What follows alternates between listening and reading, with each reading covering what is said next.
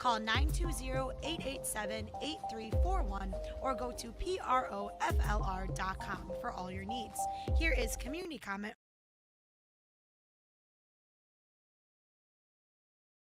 Community comments, and our guest is Dodge County Sheriff Dale Schmidt. If you have a question or a comment for the sheriff, this is a great opportunity for you. You can call us or text us at 920-887-9595, or you can call the studio line at 885-4446. And Dale, welcome to the show. Happy to be here once again. We were just commiserating about the baseball playoffs. It would be a lot more fun if the Brewers were still in it. But 43 years I've been waiting to go to a World Series game. The last time they were there, I was 3 years old, and I didn't go then either. But I was hopeful this year. I was even starting to look at pricing, and told my wife we're going to spend a little money on. I'm going to a World Series game if they get there. But those Dodgers, once again. Next year. I hope so. Hope so. Hope so. Okay. Hey, let's talk about something that's becoming a problem around Dodge County and around the whole country, I imagine, and that is Bitcoin scams. Yeah, a lot of people don't know what Bitcoin really is, and to be honest, I don't know what Bitcoin really is. I mean, it's an electronic currency that is very difficult to track, not impossible to track, but very difficult to track, that a lot of people are using. Bitcoin is gaining a lot of popularity, especially among the younger crowd.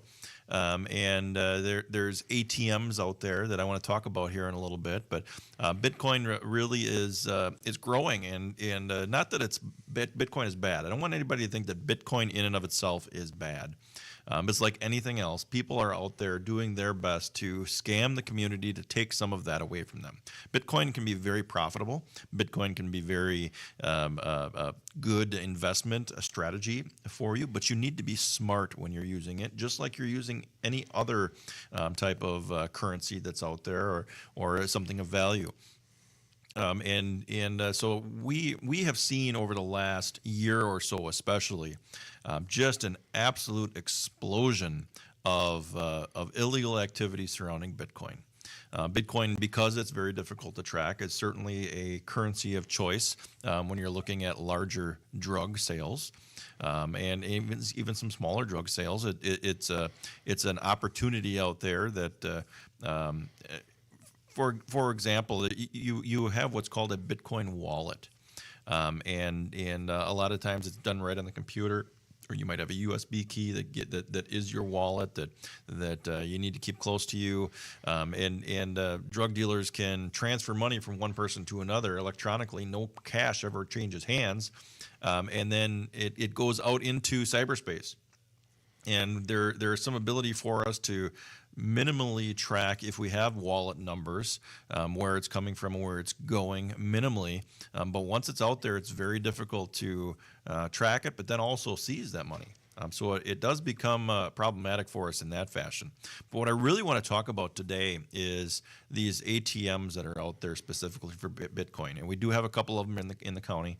But I will tell you that these Bitcoin ATM machines typically have very little, if any, legitimate purpose whatsoever. Very few people who are doing Bitcoin sale and trading use Bitcoin ATMs. Most of the time, what we are seeing is these ATMs are being used solely for the purpose of scamming individuals. And a lot of times, they'll start with these cell phone scams. In fact, just as we were coming on the air, I got a scam call. Canceled it and didn't take it, obviously, but they're happening all the time where I've heard of scams where individuals are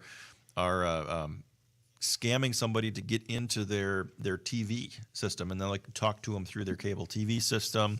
They'll talk to them on the phone. They'll develop relationships over long periods of time, hours. Sometimes they'll spend on the phone with individuals, and a lot of times it's those more trusting folks, individuals who maybe aren't familiar with technology.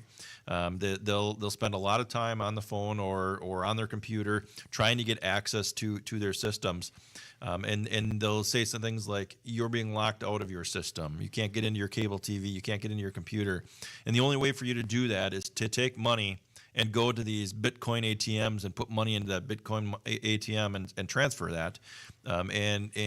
Sometimes, a lot of times, that is happening. and it's thousands of dollars. So then once that money is gone, again, it's very difficult for us to track. It's very difficult for us to bring it back. It's more difficult than going to a bank and trying to stop payment on something. And so it becomes very problematic for us. And so we want the community to know, if anybody ever asks you to go to a Bitcoin machine and put money into it to get access to your systems or anything, just hang up the phone. Absolutely, it is not legitimate. 100% not legitimate. And so right now, we with the Badger State Sheriff's Association, the Chiefs of Police Association, and others are trying to lobby in Madison to get these machines limited so that there is a maximum amount of a deposit that you can make at any given time. And just like when normal ATM, a lot of ATMs, there's a limit. You can only take out $400 or $500, sometimes $1,000, depending on the bank. And there's limits that you can do each and every day. We want to do that same thing with these companies, with these Bitcoin ATMs. The problem is the owners of the ATMs have big lobbying against that. And the reason is every time you make a deposit into a Bitcoin ATM, they take a percentage. So if I deposit $1,000, I get a percentage of that. If I deposit $10,000, I get a percentage of that. And the higher the deposit amount, the more money I get. So they're taking a lot of this money and lobbying in Madison to try and restrict or try and prevent our local government from making these things so that they're less susceptible to scams. Have you been in contact with the businesses that have these Bitcoin ATMs on site? I mean, if they're being used for so many bad purposes, I would think that if I were a business with one of these on my property, that I would want to know that, and I would want to keep a close eye on that. They're saying that the way they're getting around that is they're putting notices on these disclaimers on these machines when you have conversations with these businesses, and they say, well, there's a disclaimer there, and you should read the disclaimer. And if you're not reading the disclaimer, then it's really not on us. We're getting paid to put these in our buildings, and people need to understand the risks of them. But I'm sure you, like me, go through every single one of those disclaimers with a fine-tooth comb, so they're nobody reads those. To be quite honest, they click past them, and unfortunately, when you are being scammed, you are being pressured. Somebody on the phone with you is pushing you to spend this money, and they have some kind of a hold over you, and a disclaimer isn't going to stop that. So bottom line is education. We need everybody to know. I need you to tell your parents, your grandparents, children, everybody. If anybody ever asks you to put money into a Bitcoin ATM, do not do it unless you know that person personally, and there's a legitimate reason. Don't ever do it with somebody who's calling you on the phone, somebody you don't know personally. I think I watched a news story on ABC, which I posted on my Sheriff Dale Schmidt Facebook page for people to watch.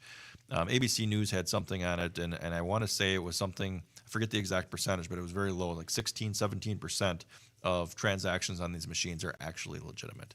So it's a large amount of money that's being scammed each and every day. And you think about it from a scammer's perspective, if I get one good scam of $1,000 or $2,000 that day, it was a good payday for me. Yeah, for sure. They cast a wide net, and it doesn't take many people to bite in order to make it worthwhile for them. Absolutely. Okay. Yeah. You're listening to Community Comment on 95.3 WBEV, powered by Daily Dodge. We're talking to Dodge County Sheriff Dale Schmidt. We need to take a break, but we'll be right back. Join ESPN Beaver Dam's Corey Sparks.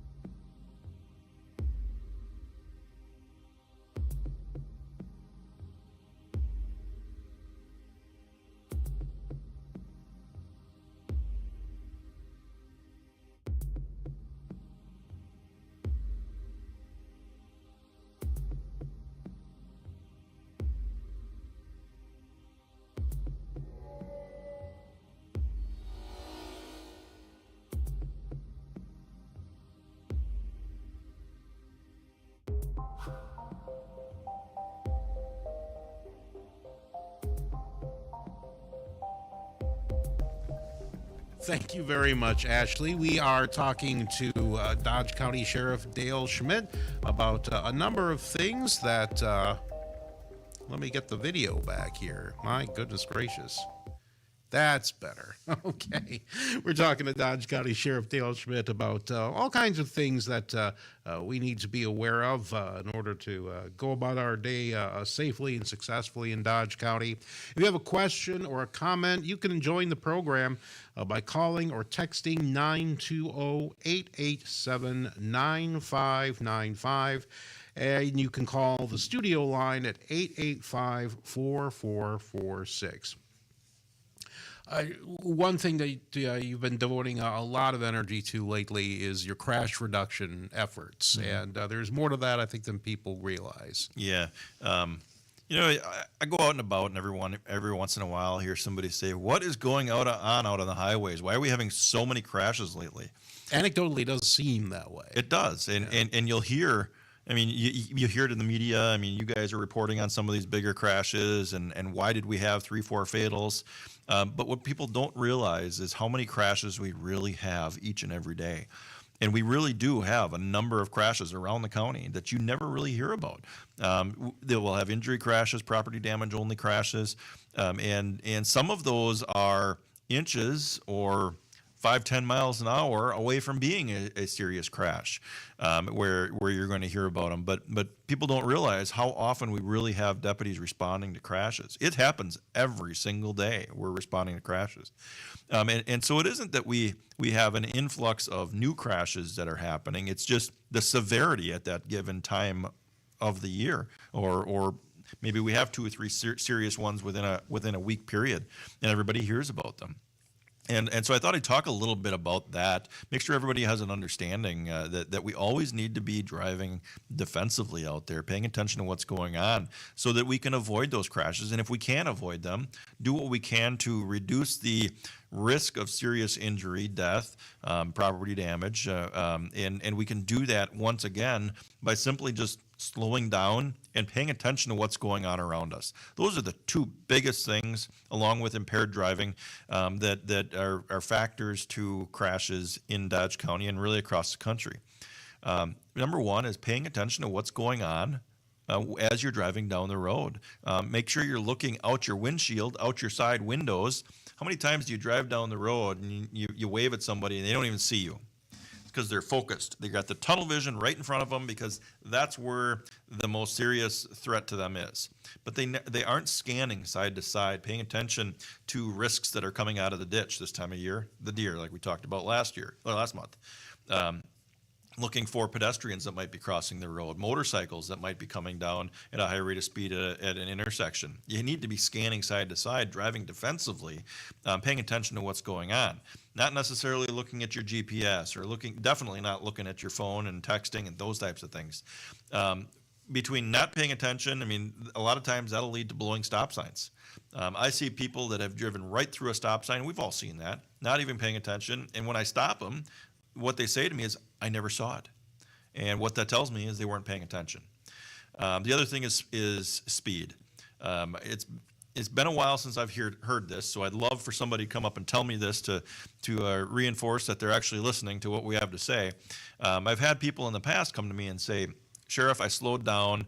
I was going that 65 miles an hour on a 55. I've slowed down to that 55, 60. I appreciate what you've said in hopes that I can avoid that crash, or if I'm involved with one, that I'm not going to be involved in that crash, or it's not going to be as serious." Slowing down that 5-10 miles an hour is a huge difference, can be the difference between a near miss and a serious crash, can be the difference in a fatal crash or just a property damage only crash. And people say, "Well, I drive fast, but I'm a safe driver." What if somebody else pulls out in front of you? You don't have that reaction time. Remember, you have to, before you hit the brake, your brain has to process, "Oh boy, there's something going to be in my way. Now I need that electric transmission to go to my foot to slam on the brake." And you got a split second, about a half a second before you're actually doing that. And now, when you were going 60 miles an hour, or when you could have been doing 55 or 60 miles an hour, you're doing 70. That additional 10 miles an hour is going to put you down the road a lot farther and cause you to be more likely to hit that vehicle or obstruction, whatever it is, coming across the road.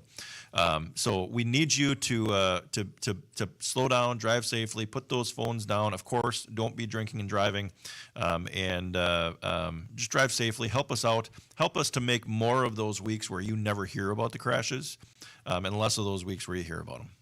We have a caller on the line. If you'd like to take a caller. Caller, you are on Community Comment with Dodge County Sheriff Dale Schmidt. Welcome to Community Comments. Thank you. How are you doing, Terry? Excellent, thanks. It was good to meet you a couple months ago, Dale. Yeah, it was great to see you out at the fair.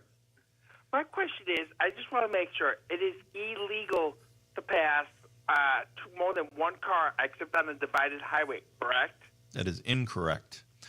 You are able to pass more than one vehicle in a passing zone if it is safe to do so. There is nothing that says you can only pass one vehicle at a time. We don't advise it, but the law does not forbid it.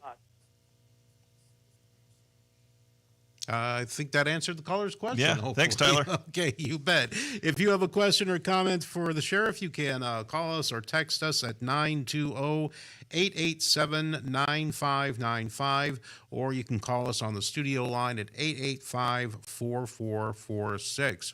And when Tyler was mentioning all of this, and you were talking about speeds and reaction time, it got me to thinking about all the construction on 151 in the Beaver Dam area. And is that contributing to any problems, or have people been navigating that stretch pretty safely? We've had a few crashes in the construction area. Certainly those things happen, but nothing that's been serious. Our hope here with the construction being near completion, we've got the two R-cut interchanges, one at C and one at DE, which hopefully are going to alleviate some of the cross-traffic crashes. And then they're putting in that median, they're replacing the median barriers around Beaver Dam, and so we haven't seen a whole lot of crashes there, but I've certainly seen people out there slamming on the brakes and not necessarily paying attention to what's going on in front of them. That's another area you got to be real careful. And again, so that's scanning in front of you. Don't just have that tunnel vision that's just going right in front of you that only sees this small square area right in front of your car. You got to be looking out in front of you down the road, looking at the cars coming by, looking at pedestrians, other vehicles coming up at intersections. We need everyone's assistance if we're going to continue to make these crashes less serious. So again, slow down, stop at those stop signs, pay attention to what's going on, and please don't drink and drive. Don't use impairing substances. I had a crash just within the last month that I went out and assisted with. It was a hit and run. The lady that got hit, we ended up locating the vehicle. It wasn't intentional, but we located the vehicle up by Fox Lake. I had this one out by A and 33. And as I was speaking with her, she wasn't impaired, but she was on prescription medications that are impairing. Antidepressants and mood stabilizer type drugs are impairing substances. She wasn't impaired, but we had a conversation. Her doctor never shared with her that those types of drugs can be impairing when you get behind the wheel of a car. And we did some field sobriety tests. I determined that she wasn't impaired, but she had a good education that she shouldn't be taking those and then getting behind the wheel of a car. A lot of people out there don't understand that. So not only do you have the alcohol and the illicit drugs, but you also have individuals that are taking prescription drugs that potentially also could be impairing. So I talked about antidepressants and mood stabilizers, but painkillers, those are other drugs, the prescription drugs that oftentimes can lead to impairment. And so if people have that understanding and they can kind of curtail when they're taking their medication based on, or depending on when they're going to drive, and not take them in advance, that too can help us reduce the amount of crashes out there. Not only can it reduce the amount of crashes, but it can reduce the amount of OWIs that we have to make, or arrests that we have to make. So impaired driving and alcohol use always contribute to dangerous driving and put people's lives at risk. And one more thing that we ask the public to do is just be very careful when you're using any of those substances, whether illegal or not. I'm not naive. I know some people are going to use regardless. Don't get behind the wheel of a car. It is not connected that you might be addicted to a drug and then you get behind the wheel of a car. That's a separate decision you make. And so we're asking people, don't get behind the wheel of a car when your ability to drive is impaired. When in doubt, or when you're not sure if you're impaired, just don't get behind the wheel of a car, because you can say, "Oh, I can drive just fine after a couple of beers or taking a hit." I'm here to say that your inhibitions have been impaired by taking any of those substances. So please avoid getting behind the wheel of that car, and then heed the advice of the other things that we talked about already. And hopefully we have less of those reports right here on Daily Dodge that there's a serious crash somewhere, and hopefully we can save some lives. We're talking to Dodge County Sheriff Dale Schmidt. We need to take a break here, then be right back. You are listening to Community Comment on 95.3 WBEV, powered by Daily Dodge.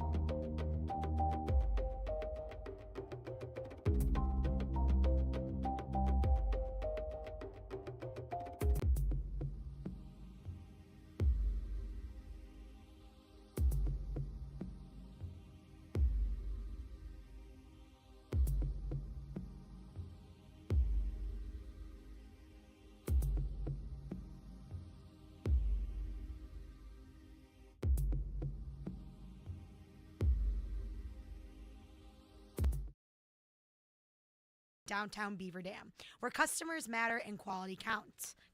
Here is community comment with Terry Bell. Thank you very much, Ashley. We're joined by Dodge County Sheriff Dale Schmidt, and we have a caller who's been patiently waiting on the line. We won't keep them waiting any longer. Good morning and welcome to Community Comment. Morning. Good morning, Sheriff Schmidt. Thank you for your service. I've tuned in late, so my question is, when is Madison Street going to get done? Oh, that's a really good question. Everybody would love to know. For the city of Beaver Dam. I don't have the answer to that don't? question. That's a Beaver Dam issue. The county doesn't really manage that one. I'm hoping soon as well. Yeah, I got to come in. I do school crossing guard, and I've got to come in 4 times a day, and I'm like, oh, I'm so tired of 151. But anyway, on the positive side, the people are pretty respectful there. One day I had to wait 25 cars to merge on, though. So. But it was down to 1 lane, you know. So, but I'm amazed at there hasn't many accidents out there, has there? You're talking about on Madison Street, or are you talking about 151? 151. We've had a few crashes, but have you? Okay, because I haven't seen anything, that was nothing major. Nothing major that I'm aware of. Okay, I just called the city of Beaver Dam. I guess I'm just tired. I'm just over it. But call down to the city hall, and somebody down there should be able to help you as far as what the timeline is for that to be done. I'm not familiar with that. Yeah, unfortunately, I'm over here by DE too. I got caught up in that mess too. Sure. So, but again, thank you for your service and thank you for the upcoming Christmas lights. I'm excited. My pleasure. We'll talk about that in a little bit. Okay, bye-bye. Thank you, caller. If you have a question for Sheriff Dale Schmidt, you can join the program by calling or texting 920-887-9595 or calling 885-4446. Last I knew, that project was supposed to be completed in early November, which is coming up, but there are variables, unexpected surprises may have come up that may be pushing that later than the target date. But last I knew, they were aiming to have that completely reopened and brand new in early November. So fingers crossed that stays on schedule. Yeah, I hope so. It'd be nice to have that open again. Major thoroughfare through the city, and certainly it causes a little bit of heartburn, but South Spring Street is your detour. Please use South Spring Street until then. Very good. Speaking of this time of year, this is when the county budget gets into the home stretch, and there are some important nights coming up for not only all of us in Dodge County, but the Sheriff's Department in particular. Yeah, we've got a budget meeting tonight at the county board. Certainly everybody is welcome to either watch online or show up at the meeting. County board supervisors have opportunity to ask questions after a presentation by our administrator. Then Thursday night we have our budget, the public hearing, which I honestly would love to see people show up to that public hearing and make some public comments, and would love to hear some support for public safety and law enforcement, and generally our county board does very much support what we have to do, but it seems like there's one side that kind of shows up and might be orchestrated, and it'd be helpful to have some other people from the public come in and give some feedback, pro or con. I don't care which way it goes, but it's a meeting that's open for the public at the county for public comment, for the county board supervisors to hear what our public has to say. And I would love to have some people in support of law enforcement and everything that we do, and in funding our operations on a day-to-day. That would be a great thing to see. And then we have our county board meeting on the 12th of November for the final approval of that budget. And so I thought we'd take a little bit of time today and talk a little bit about what goes into the sheriff's office budget. I'm here to tell you that there is not a whole lot of extra stuff in our budget, and really I wanted to give everybody a little bit of a breakdown on what does our budget encompass, and really about. And I don't have exact percentages for this year. This is generally what it is. About 80 to 85% of the sheriff's office budget is personnel, wages, and benefits. We are not a heavy resource type of entity in that of other big things that we buy. The vast majority of our expenses are wages and benefits. So that's your deputies out in the squad cars. That's your 911 dispatchers taking 911 calls. That's your detectives that are investigating anything from homicide to burglary, theft. That's our court security. That's our jail staff that are keeping all the inmates in the jail safe and housed and where they are supposed to be. That's our transport team and our water rescue individuals, our recreation team with the boats and the snowmobiles and the ATVs, making sure those people are safe. That's all of those people. Then we have about 10% of our budget is contracts and services. So our records management system, which is the hub of all records management system for all agencies within the entire county, fire, law enforcement, EMS, all of our body cameras and our squad cameras, which the public expects that we have, our guns, our bullets, those things. I'm sorry, I'm getting mixed up. Contracts and services, about that 10%. Any other computer-related system that we need to have is all wrapped into that. Things that we have to operate the jail, and then about 5 to 7 to 10% is about the rest of it. Our squad cars, our guns, our bullets, our body cameras, our in-car cameras, all of those things that we need to do our operations every day. That's the smallest portion of our budget. And so there isn't a whole lot of room to cut. Every year we're challenged with trying to make cuts, and every year our budget goes up. Not because of squad cars, guns, bullets. It does a little bit, but not all that much. The vast majority of the reason our budget goes up is because of wages and benefits. There's a cost of living increase every year. There is a healthcare cost that goes up every year. And those are the biggest increases that we have to somehow combat. And every year we make those other buckets a little bit smaller to try and compensate for the wages and benefits to make sure we keep our people. And so that is a real frustration when we're putting the budget together. But at the end of the day, you have a very professional law enforcement organization that is working very hard to keep everybody safe, who everybody expects to be there when things go wrong. And even the police departments within the county have that expectation that the sheriff is going to be there to assist when something gets big and they need assistance, whether that be just more personnel because there's some major incident going on. The tornadoes, when we had the tornadoes come through, our staff needed to be there to keep areas secure. When we have a critical incident, we need a SWAT team. Our SWAT team is the one that goes out and manages all of those incidents. And if we cut our budget and we don't get funded at the level we're at, we're not going to be able to provide those expected and really mandated services that the sheriff is required to perform. So we do not, Chad Enright, our chief deputy, and I work very hard to try and minimize the costs of all of the other things because I can't control wages and benefits. I have no control over any of that. But we do our best to try and manage those other costs and minimize them as much as we can. Had a conversation this morning with the finance director about one piece of equipment that we need next year that I'm really holding this company's feet to the fire and trying to get them to bring their costs down before we enter into any kind of agreement for services. So it's a challenge, but we work very hard to be very, very frugal with the money that we are provided with.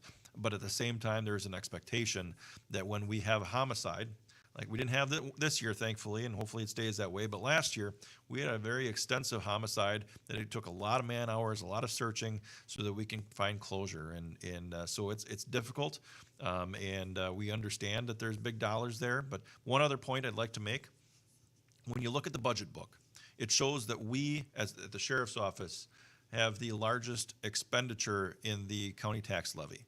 That is true. However, we do not have the largest expenditure in the county. There are a number of other departments, Highway, Human Services, Clearview, that spend far more than we do. It's just that they have grant dollars and such that come back in or other funding sources that come in and offset that. Where in the sheriff's office, we don't have that additional outside funding that can come pay for that. So just wanted to provide a little bit of explanation on our budget. Certainly would love to see people come on out and talk favorably, unfavorably too, if you'd like, but I would prefer favorably on Thursday night at the county board meeting. Our county board, the vast majority of our county board is very, very supportive of law enforcement. And I think it would just be helpful for the county board supervisors to hear it from the public of how supportive they are of the sheriff's office. I see it every day in the community. Would love to see it at a county meeting. We are listening to Community Comment on 95.3 WBEV, powered by Daily Dodge. We need to take another quick break here, but we'll be right back.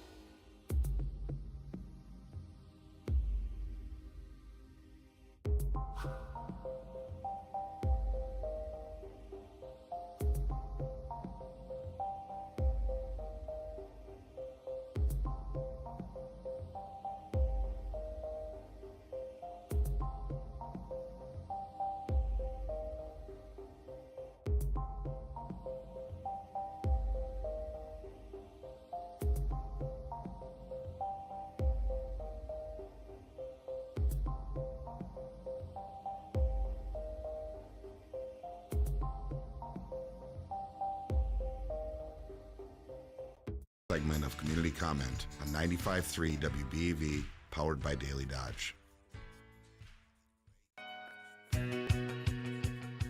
And welcome back to Community Comment. Here's Terry Bell. Thank you, Ashley. And we have a caller on the line. Welcome to Community Comment. You're talking to Dodge County Sheriff Dale Schmidt. Hi, good morning. I wanted to ask if the ICE detention operates at a profit or at a loss. And if it's at a loss, is there a way for community members as taxpayers to discontinue our cooperation in the detention and transportation of ICE detainees? It is not at a loss. In fact, when we closed down the old building, the old J-Pod, we had a reduction of about 108 beds of our capacity. As a result of that, there was a negative impact on the levy by about $1.2 million. If we were to eliminate the remainder of our immigration detainees, there would be a much more significant impact on the levy. We've studied that extensively through multiple studies, and it would be far more expensive for us to eliminate, even by then laying off staff that are there. We never make a profit, to be clear. Whether we have ICE, and it's not just ICE, it's U.S. Marshals as well. Whether we have immigration or we have U.S. Marshal inmates in our jail or not, the jail costs money to the taxpayers. Having this contract in place reduces that cost to our Dodge County taxpayers. And so that is an intergovernmental agreement that I have between the Sheriff's Office and the U.S. Marshal Service. The immigration is just a rider on that. Marshals is primary on that. And that is not a contract that I am looking to eliminate at any time in the near future. And in fact, it's been something that we've had in place since the early 2000s, has been in place under President Obama, President Biden, President Trump the first term, and has been a very positive thing for Dodge County. All right, Okay. Caller, anything else? No. Okay, well, thank you so much for joining Community Comment. If you have a question, you can call us at 920-887-9595. You can text us at that number, too. You can also call the studio line at 885-4446. We're going to pivot a little bit here. You're here in your capacity as sheriff, but you also have another role. You're very active in the Rotary Club, and I know that there's a project that you're really busy with right now that's near and dear to your heart. It is just about game time here for Beaver Dam Rotary Lights 2025. This is our 9th annual display. If you are not familiar with it, come Black Friday or anytime during a point after that until the first weekend in January, you're going to want to get down to Swan Park. We are beginning to put up lights this Saturday, starting at 9:30 a.m. out in Swan Park. The public is welcome to come on down and help out. We're going to be putting trees around. We're going to put lights around trees. We're going to be putting things basically not on the ground this week because we want to let the leaves fall a little bit longer before we start putting things on the ground, give the Parks Department a chance to get those leaves picked up. But then next week on the 8th, also my wife's birthday, so I got to celebrate while we're out there. We're going to be we are going to be starting to put things down on the ground, wire displays up. I've got some cool new displays this year. This has really become a year-long hobby for me. I've built a couple of trailers. One of them, Dave Miller assisted me with. I talked about that. One is a deer trailer. It's going to have it's a trailer that it has windows on it that look like deer are in it. We'll have some deer around it. It's really good to store our golf cart for golf cart rides out there that we're going to advertise soon. We have a hot cocoa trailer that I built this year. That's the one Dave helped me with. It is cool looking. It's got 4 windows along the side of it. You can see decorations on the inside. Thanks to Hobby Lobby for having some great stuff that I had to keep going back and buying to put in it. It's going to look phenomenal. Every Saturday night that it's open and opening night, we're going to have free hot chocolate for anybody that comes out from 6 to 8. That's going to be phenomenal. And so a lot coming up over the next couple of months, and you're really going to enjoy it. Every year I always say this one's bigger than the one before, and this one will be. We've got 90 Christmas trees that have been sponsored. We have 21 angels, memorial angels, 18 soldiers, which is up from 10 from last year, or 15 from last year, which is great, and some new displays. My favorite new display is the elf chasing a snowman with a snowblower. It's pretty cool. It's pretty cool. So we got about 7 new displays out there this year, in addition to those other things. But it will be brighter. The space station should get a better look at it this year from space. It's going to look great, and of course, it's always free to the public. So right now, I'm looking for some volunteers, particularly November 1st. November 8th, starting at 9:30 all morning, probably into early afternoon both days. Those are the 2 big setup days for the community to come out and help set things up. We start at 9:30. Try not to park on University Ave if you could. That would be a great help. But looking forward to another fantastic year. Always accepting donations. You can go to bdrotary.org to accept donations. Otherwise, when you go out and stop by the hot chocolate trailer in about a month, there'll be a QR code on the side, a donation bin out there on the side. You can donate as well. It's going to be another fantastic year, and we're really looking forward to it. Okay. I think we may have one more caller on the line. Ashley, can you confirm that? I We may do be not. misinterpreting the big board. Well, anyway, in any case, maybe we'll wrap it up here, except I will ask that, for those of us who get to enjoy the Rotary Lights, in November and December, really it takes an effort to make it bigger and better every year, as you say. You're at work at this all year round. Yeah, and it's not just me. I spend a lot of time because this really is my baby that I love so much. But I have to give a ton of credit to my wife, Cassandra. I shared with the Rotary Club yesterday. She's a secretary at our meetings. She collects the donations for me, helps me keep those organized. She takes care of all the signage for the donors and sponsors, and does so much work out there helping me out getting things organized. But we have a committee that helps us out as well, that are out there every year. In fact, this Thursday, we're going to set up the gingerbread house, and I've got several people who are coming out to help me with that. Blake Tunn, Derek Heemstra, and Brian Flick. We'll be out there Thursday setting that up already, and so we've got it takes a village to get this done, and it is a lot of work.